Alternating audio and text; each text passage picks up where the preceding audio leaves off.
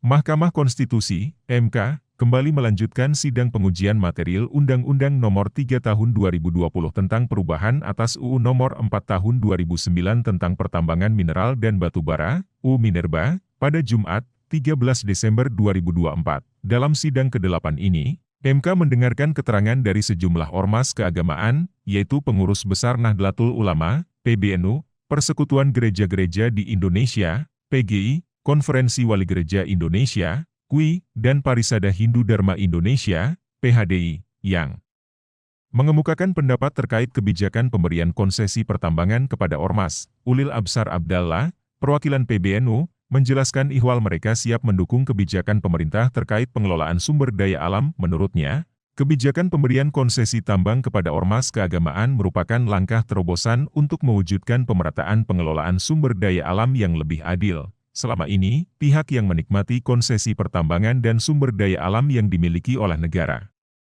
umumnya korporasi. Korporasi menjadi pondasi penting dalam ekonomi negara. Tetapi, konsesi tambang untuk ormas keagamaan adalah sebuah terobosan untuk melakukan pemerataan pengelolaan sumber daya alam secara lebih adil, jelas Ulil.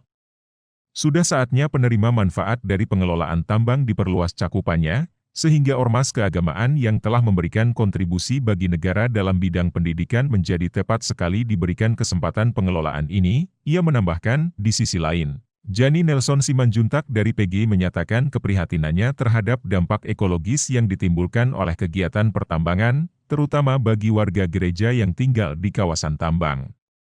PGI merasa prihatin dengan krisis ekologis akibat dari kerakusan umat manusia termasuk perusahaan tambang dan kekeliruan dari kebijakan negara yang tidak ada pengawasan yang ketat bagi perusahaan tambang, ujar Jani. Selain itu, gereja prihatin mendapatkan dampak negatif dari perusahaan tambang yang mengelola tambang secara tidak terkoordinasi dan tidak terawasi serta tidak terkendali. Sambungnya, sementara itu, Martin LP Jenarut dari KWI mengungkapkan, Gereja Katolik memilih untuk tidak menerima tawaran pengelolaan tambang karena fokus pada karya pelayanan, peribadatan, dan kemanusiaan. KWI, menurutnya, lebih memilih terlibat dalam kegiatan yang mendukung prinsip keadilan sosial dan ekologi berkelanjutan. Dari pihak PHDI, Ida Djaka Mulyana juga memberikan pandangannya mengenai kebijakan pemerintah ini. Ia mengapresiasi langkah pemerintah untuk memberikan kesempatan pengelolaan tambang kepada ormas keagamaan, namun, PHDI menyatakan mereka belum siap untuk mengelola tambang karena keterbatasan kompetensi dan kemampuan dalam menghadapi dampak lingkungan dari sektor tambang. Sebelumnya, Rega Felix, seorang advokat dan dosen, mengajukan gugatan uji materi terhadap Undang-Undang Minerba, tepatnya mengenai perubahan yang menyangkut penawaran wilayah izin usaha pertambangan khusus, WIUP, kepada ormas keagamaan.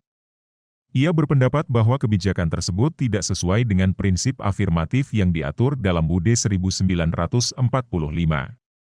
Rega menyatakan bahwa penawaran tersebut harus berdasarkan pertimbangan yang tidak diskriminatif, seperti suku, agama, ras, dan antar golongan, karena jika tidak, kebijakan itu bisa melanggar hak-hak dasar yang dijamin oleh UUD 1945 dalam gugatan yang diajukan ke MK. Rega meminta agar klausul yang memberikan prioritas kepada ormas dalam pengelolaan tambang dianggap bertentangan dengan konstitusi, kecuali jika kebijakan tersebut tidak didasarkan pada pertimbangan diskriminatif.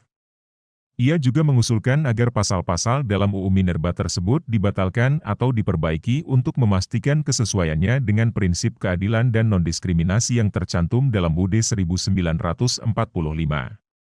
Terima kasih sudah nonton, jangan lupa like, subscribe, dan share ya!